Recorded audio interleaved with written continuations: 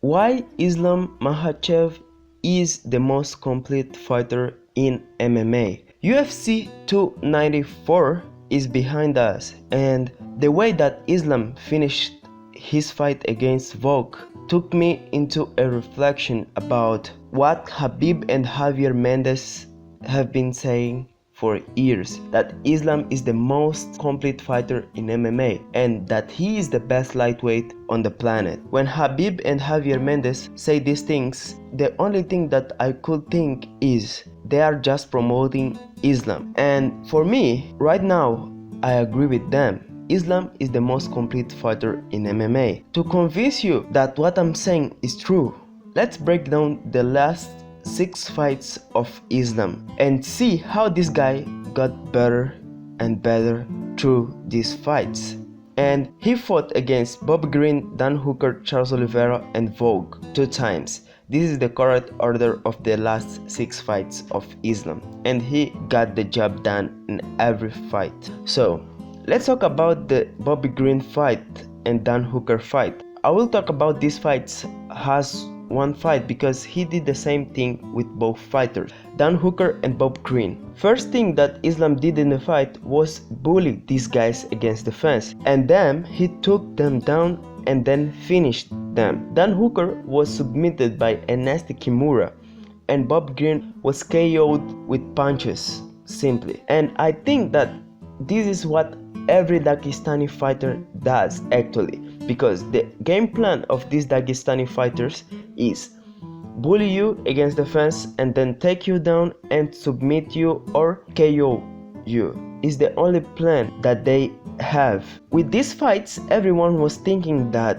Islam is just a wrestler or a grappler. What I didn't agree in the time, I knew that this guy had a great striking ability. So I was thinking Charles Oliveira has the better chance to beat Islam. This takes us to the Oliveira fight, the fight that showed us how good Islam is. And I think that this is because of the game plan that he had in that fight and the ability that he had to implement the game plan and make him go right. So the game plan to this fight was fight using the distance. You will notice that when Charles will enter in the pocket against Islam, Islam will throw just a left and the right hook, and he will try to circle every time because he knew that Oliveira was dangerous and he didn't had the chance to beat him fighting in the pocket. It was almost impossible because Oliveira has an incredible power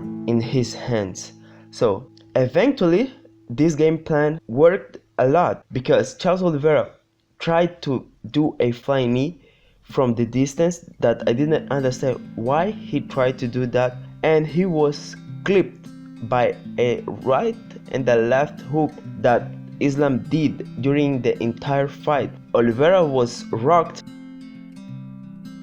He simply submitted Oliveira, what was easy to him in the second round. So after this fight, he had a big challenge that was Alexander Volkanovski. In this fight, in the first fight, was a chess match because both fighters came with a good game plan. Volk came with the plan of switch stances a lot to confuse Islam and make him do mistakes, and he was blitzing in to avoid Islam to take him down, because when you are blitzing in, the fighter that is being blitzed will not have the chance to stop you and try to take you down. And the other part of the plan of Volkanovski was to stop the takedown threat of Islam. Because of this, he had a crazy camp that worked, and Islam's plan to this fight was to counter